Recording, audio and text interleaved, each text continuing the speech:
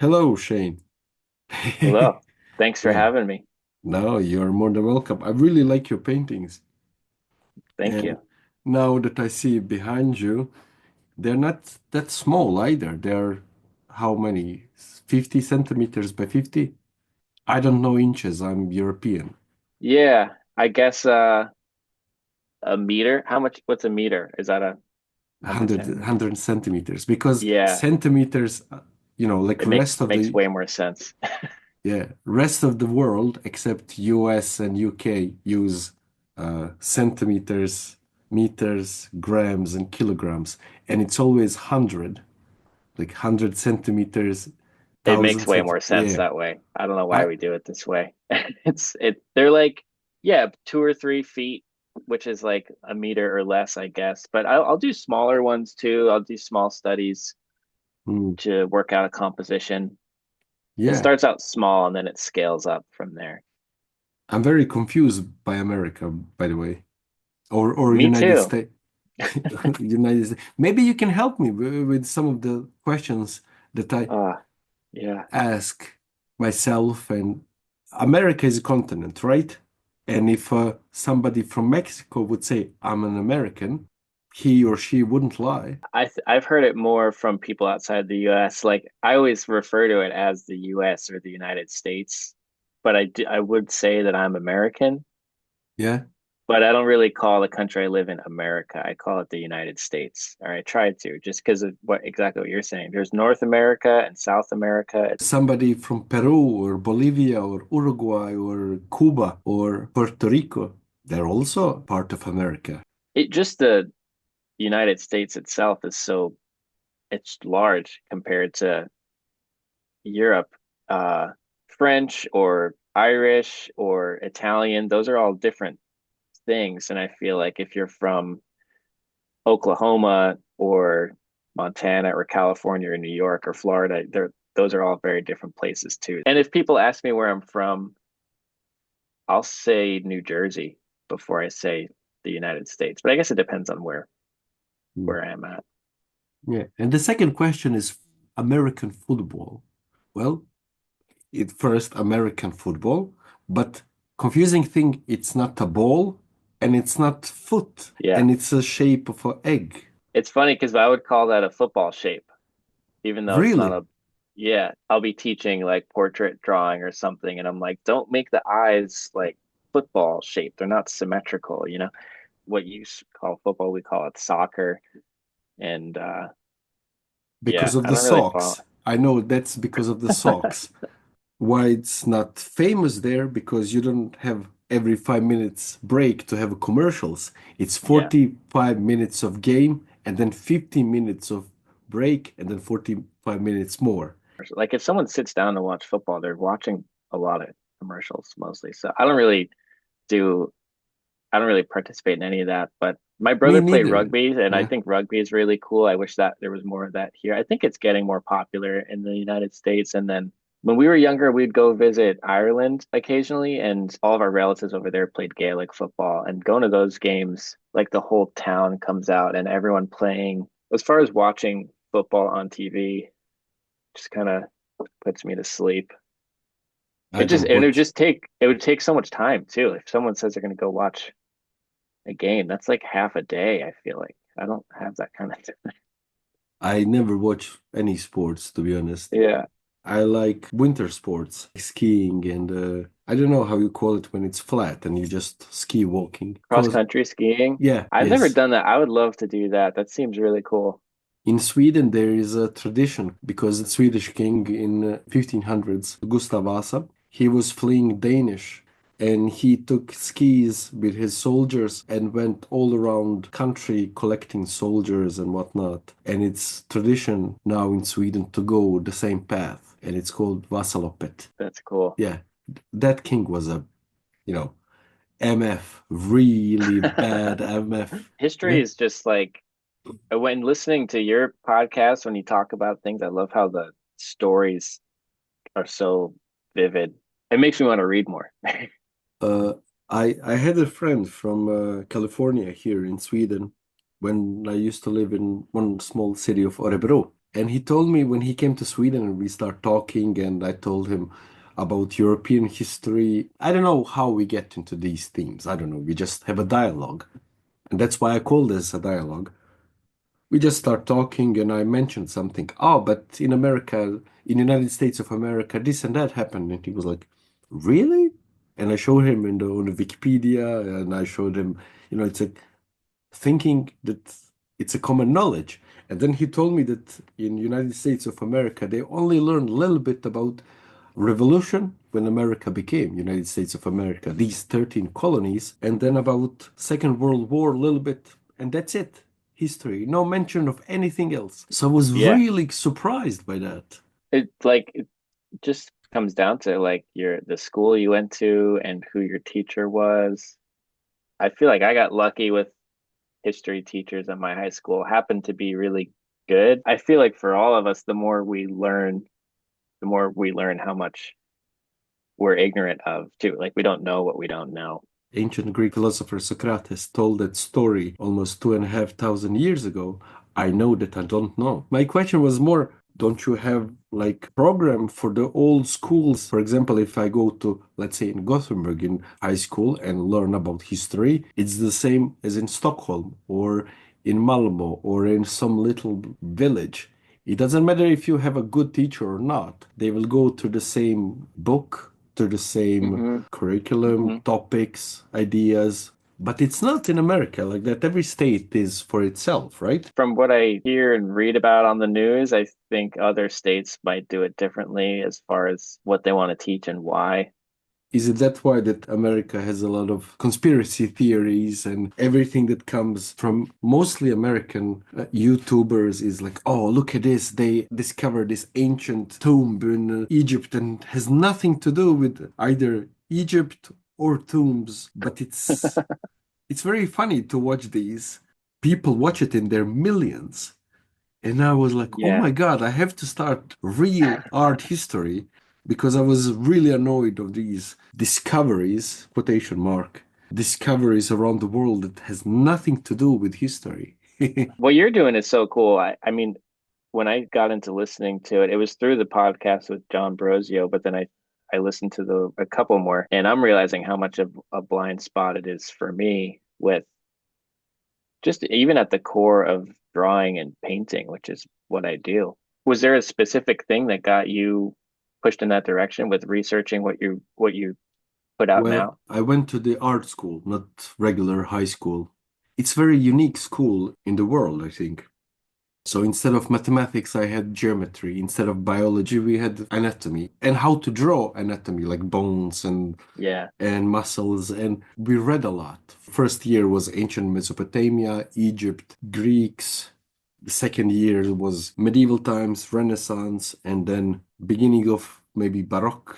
And then in the third year, we learned about Baroque. We read the art history by learning to read these great poets and great books. When I finished art school, I knew that it's very unique to know those stuff. And maybe beginning of pandemic, because I was at home, I was watching a lot of these art history programs, and YouTube started recommending me some other YouTube programs. And then it went to this spiral of conspiracies, of misinformation. One of the funny was they discovered a mummy in Egypt that had cocaine and tobacco in its linen or something. But we know that for a few years, at least I know, that somebody was maybe having a party or something, I don't know. They smoked next to it and they had a little bit of cocaine as well. And like suddenly, oh no, Egyptians were in Peru 2,500 years ago. Like, no. right. Yeah. Or, stuff like that really pissed me off because like pyramids in Egypt were built by aliens. Like, no, they were Yeah. built by people. I recently listened to this dude who was saying that Egyptians had electricity within pyramid. What are you talking about? I'm lying now, but this dude has like 2 million views for that episode. Yeah. And then I decided to do my Spotify to do a podcast. But it didn't work out on Spotify because With all of these downloads, I don't get paid or no commercials come my way. So I decided to change platform, to change to YouTube. Now it's getting better, it's slowly rising, but we shall see what will happen. And most importantly, I'm doing chronological arc history. And I don't care that some of my videos are really obscure Shogun Tesh cave in the middle of Ural Mountains in modern day Russia. Somebody made 4 or 5 drawings, and one of them is a camel. And in that time, there was no camels around that area. So somebody had to Whoa. Yeah. so somebody Oh, walked 1,000 kilometers, saw a camel, came back to the cave and drew a camel. And from memory. it is not those drawings of somebody telling this is how camel looks like and somebody's drawing a camel. Hmm. If you see these drawings from medieval period of giraffes, they look like very elongated goats or something. But this person, whoever he or she was, saw this camel, went back and drew it as exactly anatomically right as camels are. Yeah. And that's mind blowing. If I would say something in the line that aliens came and that was maybe time traveling, blah, blah, blah, maybe I will get more views. I don't know. You should But try that. Yeah, if you get no, more aliens in there. no, No, no, I'm no, just no, kidding. no, no, no, no. I'm Mm. just kidding. No, no, I I know. What blows my mind so much too about what you're sharing in these podcasts is just the quality of the drawing. Like they're really good drawings. Like I was listening to the one with the cave bears, and I don't know how to say it. It's in France, like Chauvet. Chauvet, and they're so good. It's not just like, oh, they're really old stick figures. They're really good. They're skilled. I don't know. If I saw that today, I'd be like, oh, that's great. I was thinking that these people, whoever they were, whatever languages they were speaking, 40,000 years ago, somebody went into that cave, made the drawings, and what is fascinating to me, that these people had their own needs, lives, desires, heartbreaks, deaths in their families. We will never know. There is this, if you remember, footsteps of a child and a wolf next to it. Yeah. Yeah. Were they friends?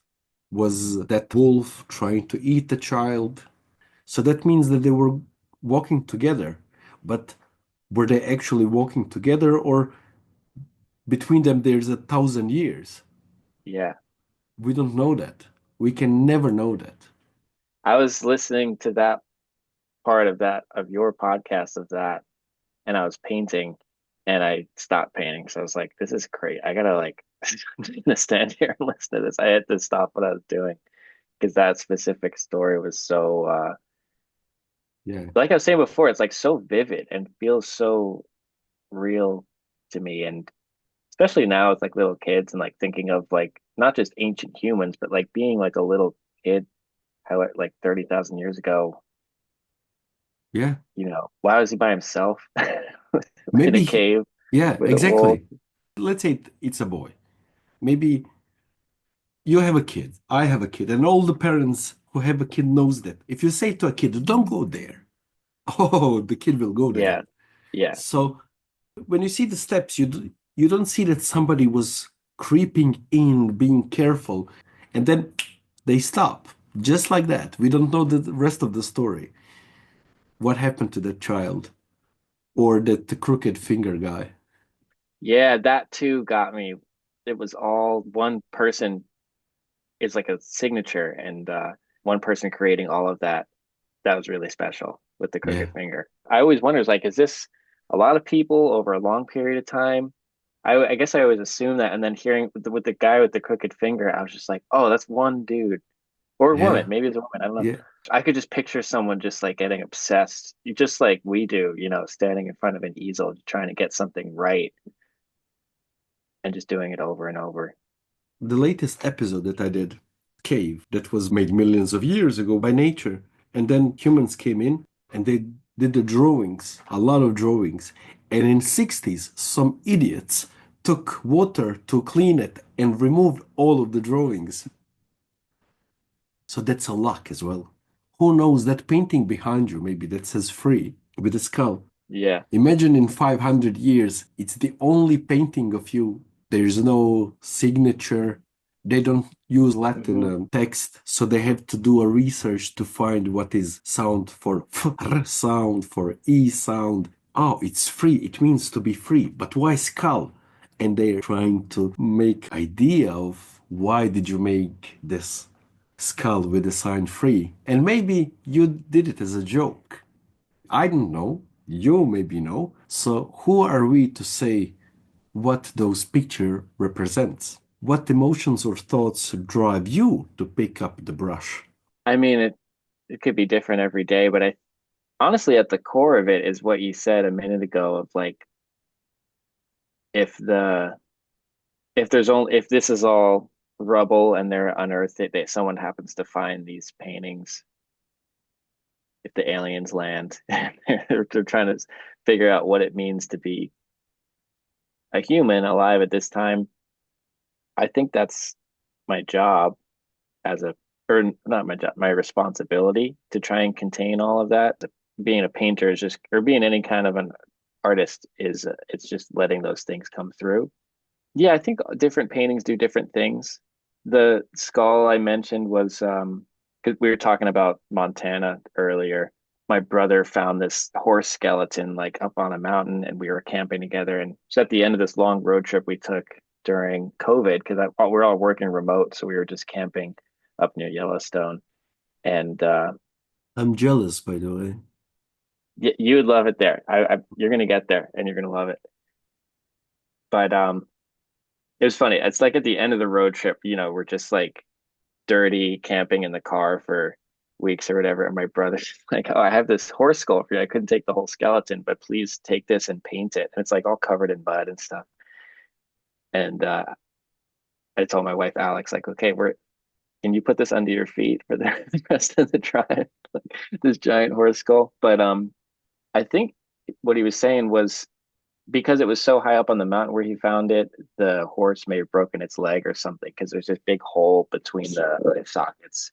Someone probably had to shoot the horse because it couldn't make it back down the mountain. So this horse skull with the hole in the middle of its head has been living in my studio for a couple of years now, and I've always been like, "Oh, I need to paint that. I would love to paint it." Never got a chance. And then my friend has this group show, which is tonight, and the theme of the show was like horses and like the sense of freedom of being on a horse and stuff, which like I've never really, I don't think I've ever ridden a horse. So I'm not like a horse expert. I don't really know much about it. So I didn't really have a connection. So I was like, oh, I should make something, but I don't know what I'm going to do. And then I was like, oh, the skull. I'm going to paint the skull. Easy. Whenever someone puts something out at the end of their driveway, they're trying to get rid of, and they'll put a sign that says free. I like collecting those, which is probably annoying for them because I take the sign and not the object. But I I'm sorry. I just think they're cool. Anyone who's making a free sign, all you like you have to become a graphic designer right in that moment, and you have to like choose the right marker. You're thinking about how big the letters should be. How do you communicate the information well? And it's always such a trip just to see the different free signs in the neighborhood. So I'm always stealing them and hanging them up in my studio. I have one on my door. It says, I'll grab it right now. I'll show you. It's so cool. It says, free, take what you want. And so I Wow. hang that up and I'm just like, that's such a good thing to think Wow. about in here when I'm painting is, and so tying it back to the idea for the show, it's like about freedom. So I was like, oh, I'm going to put the free sign under the skull, like it's there for the taking, but also the skull, the horse is dead. It's Mm. free from being a horse. Back to your original question, like all of that happened. None of it was on purpose. And I think it's just the general sense of openness of just kind of like one step at a time, letting things through. The painting wouldn't exist if I just had to sit down and try to think of what am I going to paint next. It's just letting things happen and noticing what I notice, if that makes sense. Yeah. Whatever sticks out, Yeah, I yeah, try to yeah. listen. I made all of this first podcast and our YouTube channel is to speak with painters because most of the people that I know that don't know anything about paintings think that paintings come that easily. Oh, but you can draw. Can you draw me this? But the thought, the process behind it, I want to share with the world how these processes are. And we spoke about Chauvet, or I'm doing an episode about one cave in southern France that was 36 meters below sea level. There's a lot of luck involved in it. What is going to survive countless generations and countless people will admire it. And that Yeah. comes, I want to show that artists, contemporary artists, argue you are painter, musician, installation, whatever you do, those things doesn't just happen by miracle. What I want to know is, do you ever feel like the painting has a will of its own? Does it guide this idea that you have about, let's say, that painting behind you of the skull? Does it guide your hand, these ideas, wherever they come from, and you just pick them up? Do they guide your hand? Is it subconscious? Is it conscious decisions? Do you take that blue color because you're thinking about sea, or do you think about spirituality, or you just think, oh, I have a little bit of blue left that I need to use? That's Mhm. what I'm interested in. Well, for me, it's all of those things. Like, and I agree with what you said. It's all of those things all at once, man. It's like, am I pushing the thing or am I getting pulled along with it? I don't know. It's probably both. And I just try to listen and stay open. I think things, the best moments in painting for me happen when I'm getting out of the way and not really trying to force anything. Really, if I like kind of forget that I'm even there at all, it's just like I'm trying to like get a sense of like what the color, what I want to do with the paint itself. And yeah, it like I think you touched on it earlier, like the painting kind of knows what it needs, and I'm just part of the system there to create it as much as everything that led me to that moment. I'm just part of that, like a conduit. That leads me to one thing to ask you. How do you know when a painting is truly, quotation mark, truly finished? Is it ever finished? Can you work on that painting behind you for at least 40 years more, or just four strokes more? Can you Yeah, explain that? I struggle with that because I can work on things for years. That's been at least 2 years in progress, and I'm not in any rush to finish it. And I think because it's a painting that's more for me, like I don't want to try to make any, sort of a product or anything, but like that one, I'm making it for me. So I think I have more ownership over it. And I'm in no rush to finish it. I'm just like letting things happen. And I'm wondering now if like maybe I should have tried to finish it like a year ago. Sometimes having a deadline like this, the horse skull painting, that shows tonight and the paint's still wet. I'm going to show up early and just put it on the wall. Having that deadline helped crystallize some things for me. But other times it's like I'll keep going on a painting for years and not really be in a rush. And I think that's okay too. Sometimes like some magic will happen where a painting just snaps together in like a couple hours. But I'm all over the place as far as finishing painting. Sometimes I'll let a painting sit for 3 or 4 years untouched and then I'll pull it back out and the idea for the painting has changed. Like I'm the thing that changes whether it's separated by years or just a day, or sometimes just by a couple of minutes. I'll be working on a painting and reach a point where like I don't really know what I'm doing. If I just go walk around and look at something else for a little bit and come back, that's like a updated version of me who's gonna work on the painting from there. So I think the thing that changes is me. I'll think I finished a painting, and then the next day, that's the new version of me. That guy's like, this painting's not done yet. There's more I got to do. So it goes on and on sometimes. Yeah, so do you trust the process? Yeah, I trust the process. Yeah. And I trust myself. Yeah. But yeah, mostly the process, I guess. All the art that started pretty much in the same age in Europe 40,000 years ago, but there is Sulawesi cave in what is now modern Indonesia. Now they're pushing it almost 60,000 years ago, the first Wow. drawing ever made. However, people started in the same way thinking. I don't know how to explain it, but somebody in Sulawesi Cave, Indonesia, and somebody in Chauvet Cave in France, they did the same thing, put their hand and made a mark. In Sulawesi, they didn't have lions, cave bears, and whatnot. They had pigs. Somebody drew pigs. In the approximately same time, the time of Neolithic, so 10,000 years ago, 8,000 years ago, somewhere around that, the same tombs that they were making in Europe, especially in France, they were making exactly the same in South Korea. 10,000 kilometers. If you take 1 kilometers per day, just walking, it will take you 10,000 days to cross the distance. That tells me that people didn't meet. Those cultures didn't meet, but they had the same exact tombs. What's that about? How does environment made these tombs and its piece of art? How how did it how did it make you see, I don't know even how to start a question. And that leads me to how do environment influence you as an artist? Oh man.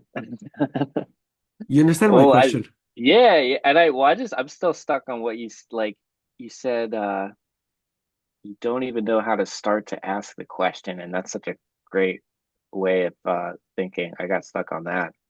The more I think about it, the less of me is even involved, you know? I am the difference between me and my environment. I think the better I'm painting, there's less and less me there. And like I said earlier, if I even forget that I'm standing there and it's just kind of the painting is working itself out, that's when it's going well. Then the difference between me and my environment kind of dissolves. Every mark that you make, your whole life is leading up to that moment and informing each decision along the way. And sometimes the marks before will influence the ones that come after, but even your childhood and your family, the people you're around, and the music you grew up with, all of that stuff, it's not just like sitting in a room in your mind somewhere. I think every tiny little decision we make is pushed by that. And drawing or painting is just all these thousands of little decisions that kind of emerge onto the surface. I think it's all environment. I guess it depends on what we mean by environment too. It's like our immediate surroundings. I live by the beach, so I'm in the water a lot and I love being in the ocean. So that in like a topical way is influencing my work. But like you're saying, like everything about my culture and the way I grew up is also driving the paintings in a more invisible sort of way or like an unconscious kind of way, I think. So, but yeah, I think maybe this is like a more Buddhist thing too, maybe, but the more I think about it, the less of me is even involved. It's just I'm part of the system that made me and the painting's an extension of that. And maybe my paintings might influence someone else who looks at them to make their own painting later, which is cool. It's all kind of one fluid stream, I hope. That's how I Right. feel about it, though. Yeah. I'm just curious. S- sometimes I ask the questions, and even if somebody would ask me the same questions, or a question, I would never knew how to answer it. I think that culture and environment really influences either consciously or subconsciously, sometimes deliberately. I live in Sweden. I'm not Swedish. I live here. I have a daughter who is half Swedish, half Bosnian. All the experiences, how awful it was. Now my daughter is learning, and I had to stop because she asked me, "Oh, when you were a kid, Mama said that you were in the war." Yeah, I was in war. And then she started painting monsters and blood, and I had to stop explaining what war is because I was carefree and like, war is awful thing. It's bad. People died. That was my explanation. She's a 4-year-old. But then she went into her inner world and discovered that people died, that people are suffering. And now she came with her own ideas. I said no to war, Daddy. Yeah, that's good. And stuff like that. I wrote a novel about that experiences Mhm. for 16 years and I finished the novel, but nobody wants to publish it because it's very heavy. And few publishers and agents told me that was they gave me such a compliment, but also I was devastated because they said, "Oh, this is really tough. We don't want to publish this because nobody will read it." I don't know what to do with it. I'm really confused with these. I hope it So, gets published. I'd love to. I yeah, think like mm. it's important to read about, I think. Yeah, it's anti-war. One of Oh, the stories, and when I speak about environment, this is now the end of it. My daughter is born on 8th of May 2020 at 5:30 in the morning. My grandmother was killed during the war on 8th of May 1995 at 5:30 in the morning. yeah. I don't know how to explain that. And 8th of May depends on the country, but 8th or 9th of May is Victory Day in Europe against Nazism. What is going on? You understand me? Yeah, yeah, absolutely. And like what I think of that too is like it's like the days being the same and why are we doing any of this with making art? Like us now and the people 40,000 years ago or more. It's like what it's like her being born the same day as losing her grandmother. It's like what do you want to do with that information? You can take that in all these different ways, whether it's religious or spiritual or if it's just coincidence. It's like what I always think about is like what is like that's meaningful. So what does that mean? What's the meaning of meaning? What are where are we supposed to put this stuff? And I think drawing or painting or writing, any kind of art is like a it's trying to put it somewhere, whether it's just putting it down on paper so it can look back at us and we could try to understand it, or if it's a more scientific way of trying to understand the world of like why would that happen? I think science is one way to go about it. I think art is doing a similar thing, but from a different direction. And that's what's so beautiful to me about the cave paintings too, is just like something was meaningful to them. They had to put that somewhere too. Maybe it was that was the most beautiful cave bear I've ever seen. I want to draw it, or it almost ate me, or like, of course their lives are at least as rich as ours are and their experiences and everything. So to me, it comes down to like, what are we going to do with this information, when something like that happens and the universe winks at us like that and just blows our minds, especially kids are do this Yeah. more than anything. It's just like, holy shit, it's crazy. You have a kid and you know how they can say something out of the blue that it's like, Yeah, what? How? yeah, yeah, Why? yeah. I think being open, listening to whatever it is that are like, okay, I could push the color here a little further, or like, what if this thing was actually just like this? I'm learning to listen to that voice more and more because as soon as that comes up, even right before it even reaches the surface, all these other voices are jumping on it and fighting with themselves in my head. This painter would think that, and this other person would think this of that. So, like, if you make it like this, it's going to be a that kind of painting. All that stuff is Do you kind care of about? bullshit. Do you think No, not about? Yeah. like I less and less like it is there, and like part of it comes from learning to draw and paint in like a rigid way. Maybe rigid is not the best word because it seems negative, but like I think having like the representational skills is it's a useful skill, but it can really stifle things sometimes. So I'm learning to not throw it away but not let it like lock me up either. Just being open to it. Yeah, Do you believe that technique can overshadow raw expression? yeah, absolutely. Yeah, with anything. And it's there's like give and take. And like something I'll tell students is like if the better we learn these or the more familiar we are with these rules, these so-called rules, the more we can bend them in interesting ways and maybe break them in interesting ways. If we just break them without any knowledge, it's just gonna there's kind of that's the end of the road. But I do have respect for like the skills that I was taught, I guess. But at the same time, I'm always trying to be aware of being too stuck in a way of thinking or progressing or whatever it is. So it's nice. I feel like if I have an idea and I gain some momentum and I feel like I start running with it, I'm not gonna like trip and fall. I can just trust myself and things become more fluid. I don't stumble over how to paint something, and that gives me more freedom to focus on why I'm painting it.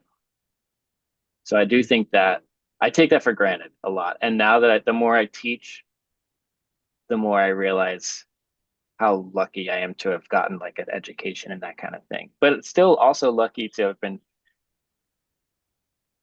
taught how to think by a couple of certain mentors too, which was really helpful. But I just wanted to mention that too. It's not it goes back and forth for me.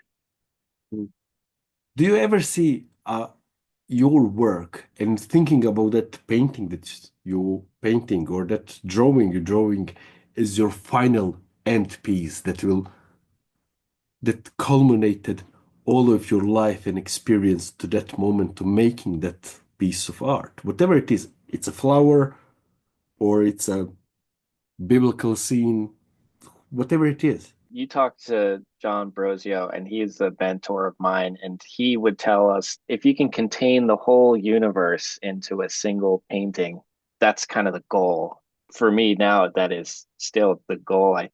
If the like weird horse skull painting behind me on the easel, like if that's the last painting I ever do, if I'm driving up to the show and I die in a car crash or something, that's it. That's the end of the story. And there's an artist I really admire, this photographer from New York.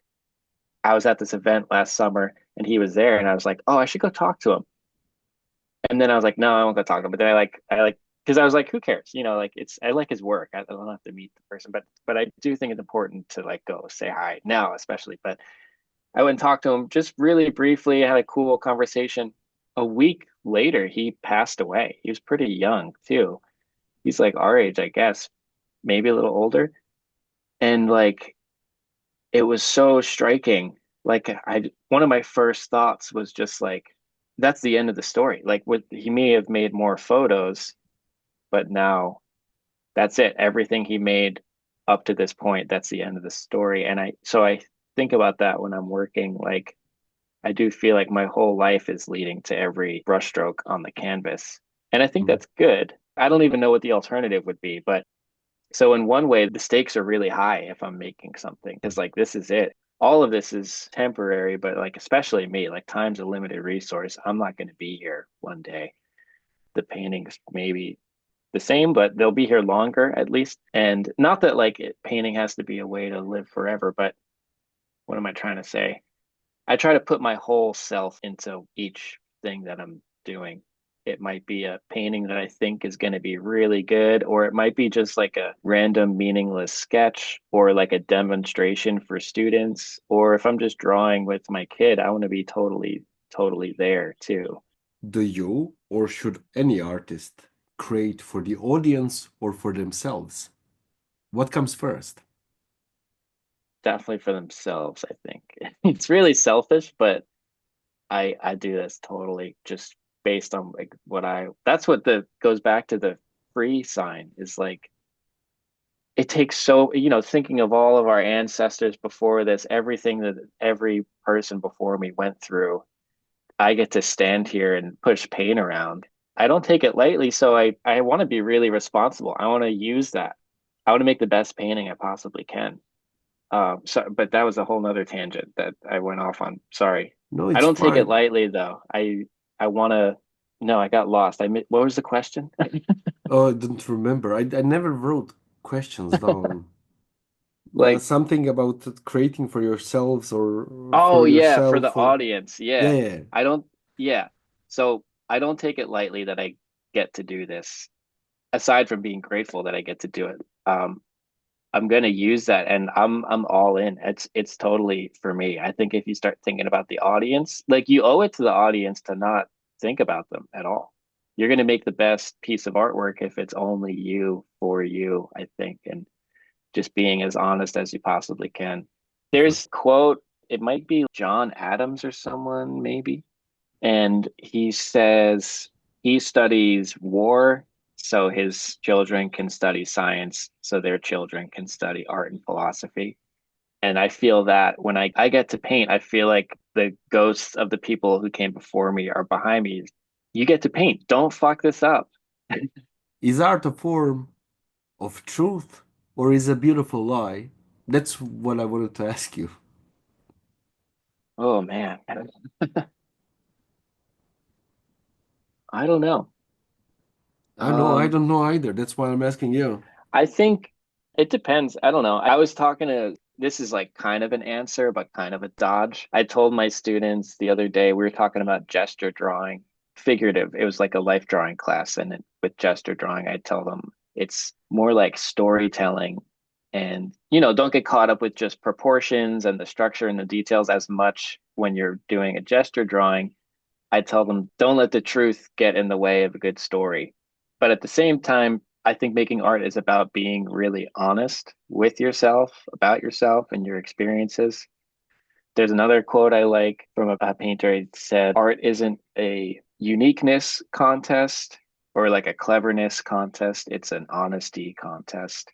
The best artists are the most honest, and honesty leading to truth or whatever your truth might be. I think that's what's important. I think what's more interesting than beauty is like our ability to notice it. Like what you think is beautiful might be different from what I think is beautiful. But if you describe your experience of noticing it, I can relate to that more than the thing you saw, even if I've never seen it before, if that makes sense. You know? Yeah, yeah, yeah. If somebody would change a history fact to tell a good story, it's still a good story.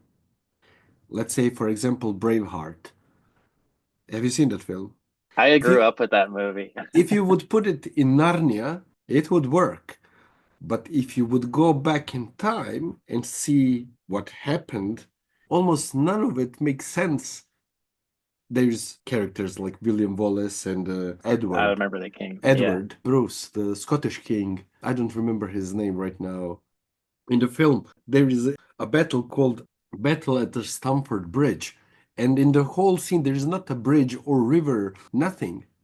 The only historical fact that that film has is there's William Wallace, there is this Edward, and there is this Scottish king to be. Everything else, it's totally utter lie.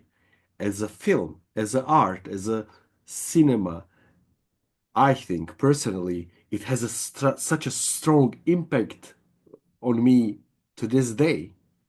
But logically, I know that film has nothing to do with history. So my question is, it is okay to tell a lie, or should we always tell the truth no matter what it is? I Yeah, get exactly what you're saying. There's a painting I'm working on, pieces of buildings in my neighborhood, and I just arranged them in a way that felt kind of good. The truth in that painting, it's not the building itself, but it's just the way the light hits this neighborhood at a certain time of day. So I guess it depends on what truth are we telling. And if we can use this like truthiness or like little pieces of truth here and there, we can still communicate something that's true to us. It's hard to talk about, but it depends on what story we're trying to tell, I guess. Because I yeah, agree about Braveheart. I love Braveheart so much. It's like there's an important story being told, even if it's not totally true. Like I guess what I'm saying is other forms of truth find their way through. And like his family gets killed, and then he has like a cool uncle with a giant sword. And the guy's like, I'm gonna teach you how to use the sword, but first I'm gonna teach you how to use your brain. He teaches him how to think and how to fight. And I remember hearing that when I was a kid. I just thought it was the coolest thing ever. And I always thought about it. And even now today, I'll be like, it's important to know how to use your paintbrush, but you have to have like a mind behind it. I'll tell that to students now. If I say that to a student now, that's coming from Braveheart. It's not Scottish history, but there is a truth coming through because they had a good writer on the team or something. And yeah. I struck a the chord with you, huh? yeah, like it could be from Lord of the Rings or Star Wars or something. It's still like there's There you go. Yeah. The truth will seep in, I guess. It seeps through if you're open enough to it. And who knows what kind of history. I mean, I know there's like documentaries about Tolkien and writing Lord of the Rings and all the stuff that influenced that. There are truths that sort of rise to the top of it all. Mm. And even the painting of the horse skull I keep referencing. It's funny that keeps coming up because it's such a weird painting for me. It's so random. That scene doesn't even actually exist. Like the wall is outside of my house, the ocean and the sky are mostly invented. The sign is all made up. Like that never happened. But it tells But the there's a story. lot. Yeah. Yeah, I think it all comes down to storytelling for me. And like I think that's what people want to do, whether it's like a quick story of what your own reality is in the short term, or if it's a long-winded thing. Do you have anything to add? Anything to say? I don't know. I get a lot out of your podcast too, just with the artist. Oh, one thing I was going to say is and this is my initial question. I listened to the podcast with John, and I asked you about like what's a good book to read on this stuff because it's just like it's such a blind spot for me. Like talking about historical blind spots is this is one of them for me. But I always start my life drawing class at the beginning of the semester every time. I just show them cave paintings of figures and animals, and I tell them like this is what we're doing. Mm. It's the same thing pretty much. We're using more or less the same materials. If you're drawing with charcoal and Conte pencil is basically a clay made out of the earth or graphite, but we're doing all the same things that they were doing, and this is just a continuation of that. Tell them this story, and it will blow their mind and they will draw. I promise you. 40,000 years ago, somebody made this painting. They didn't know it will survive or not. They didn't even think about it. They didn't, they couldn't comprehend 40,000 years ago that we will watch it on this projector over the internet. How can you explain this to these people? But what is important, they had a mind, they saw the world outside and saw an ox, they saw a deer, a rabbit, and they saw the world as it is. So today, if you do a bad drawing or a good drawing, and you think it's a bad or good drawing, and it survives the next 50,000 years, somebody in the 50,000 years future will see the drawing and wonder about your life, what you went through when you painted this. And they were like, vroom, inside. But I also told them, and if you do something today, not even you will remember in 20 years. So, I think about that all the time. What they're doing in the caves and mm, what I'm doing in front of my easel and what I teach in the classroom, it's all pretty much the same thing, just trying to understand. I often wonder that these people had teachers who taught them how they came up with it. You know, Shawway, when you see Shawway 40,000 years ago, already it's like masterpieces. Where's Yeah. something, like doodles starting from, this should be a horse. Oh, a horse doesn't look like that. We should make horses like, there's none of that. Either it never existed or we never found or it was lost. You understand me? Yeah. Yeah, like and I wonder like was the cave did they know it was protected and like if you wanted to paint in the cave you had to go practice outside for a couple years before they let you in the cave or is it one weird guy just running around covered in mud who just like did graffiti everywhere or somewhere Yeah. in between like Yeah. And maybe the whole society was like, oh, what a dumbass. What are you doing?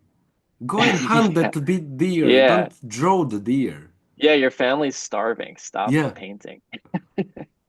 Oh, by the way, I cannot wait until I get the more recent history of like first novels and first poems. That's also Oh who wrote the first novel? Who wrote the first poem? What was it about? What was the first sentence ever written in the world? Do you know what is the oldest sentence written in the world? no. It comes from Mesopotamia, I don't remember right now the culture, but I remember the story. So I think it's 5,000 years old, and somebody was writing a letter to a friend to another city. They were both merchants, and one guy was complaining how his son doesn't respect gods, wants to go always out and party, never works, and stuff like that. And the world will end tomorrow because the young don't respect the old. Oh my God. That was the oldest piece of writing that we know of. Yeah. That makes me feel good. Why? Like of all the things to read into that, it makes me feel good. That Yeah. I think we're gonna be Hopeful. okay. Yeah, we'll be fine. Imagine that painter who sat down in the empty Chauvet cave. There is not a single painting, and he decided to do a first drawing. Yeah, yeah. And and could that person imagine that we can make films about him, or Oh my God. Yeah. or that there will be a satellite, and try to explain satellite to somebody 40,000 years ago? Yeah. And what There we're doing right now.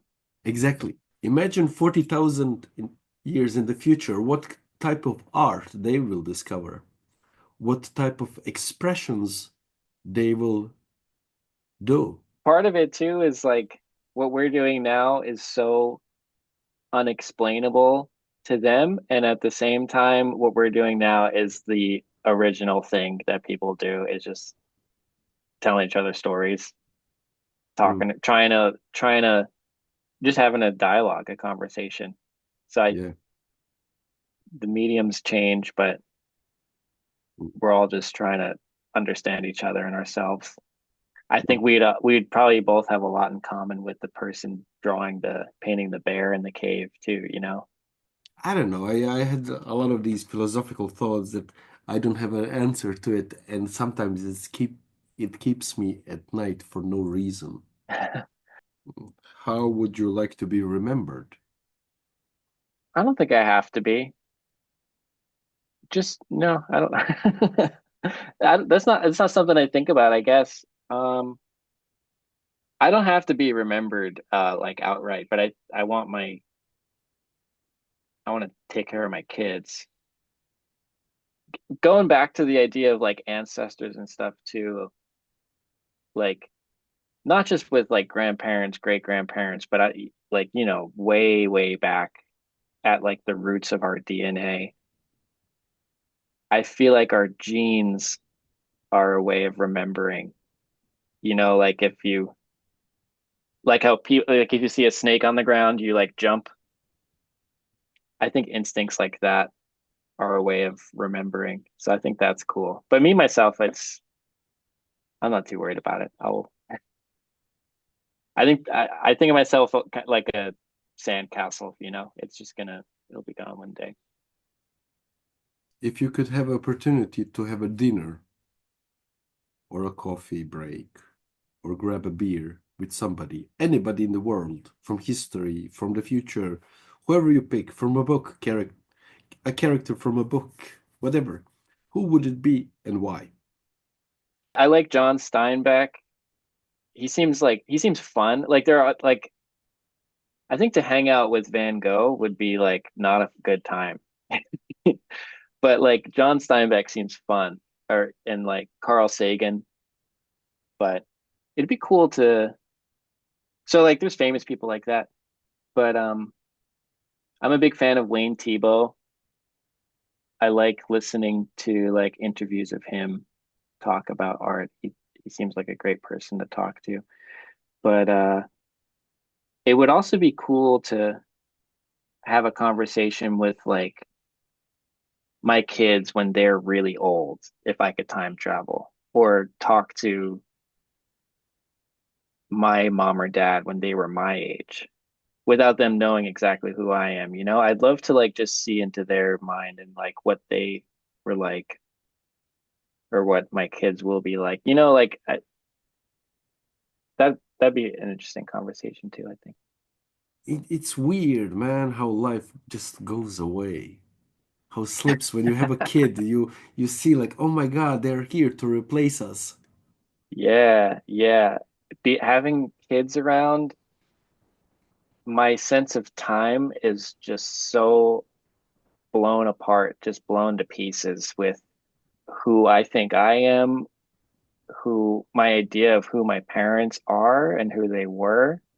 I feel like just even without talking to my parents, being like my kids are telling me more and more what they you just realize like, oh, my parents are just people that had kids, like Yeah. and the not like I don't know. I feel like people dying remind us more than anything that, this thing is going to come to an end and that time's moving in just one direction. But I see it most now with just the kids growing up. Like the baby turned 1 a week ago, 1 year, and the growth with him and then his older brother's 3.5. Every day they're a little bit bigger. Like I'm just watching them age. It's all so fast and I'm not ready. And I'm never going to be ready for any of this. And that is the more more I realize that, I don't know, this whole thing just gets so supercharged with I'll do something that reminds me of my parents that I don't like. And I Oh yeah. notice it, because it comes out with my kids now. Yeah. So I think like, Mm, okay, this is my chance to make a change, Am I gonna mm, is he gonna do this now when he's older, or should I make an effort to not be this way mm. and give him a chance to, the story continues. Yeah. I think I think we don't control a lot of it, but if we have a little bit of control Yeah. sometimes. I don't really believe in free will, but that would be a whole nother Yeah. podcast. Yeah. But I want to repeat this, and I'm getting really tired soon. So how can people find you? Just my website and my Instagram, and then my work is represented by a gallery called Kennedy Contemporary in Newport Beach, California. And then, yeah, other than that, my website has my work and my Instagram. I post work on there too. Cool, man. It was nice talking to you, and it was pleasure talking to you. Yeah, in person next time, maybe somewhere out in the world. I don't know where, but we'll make it Yeah. happen. Yes. Well, I hope so too. Okay. Bye.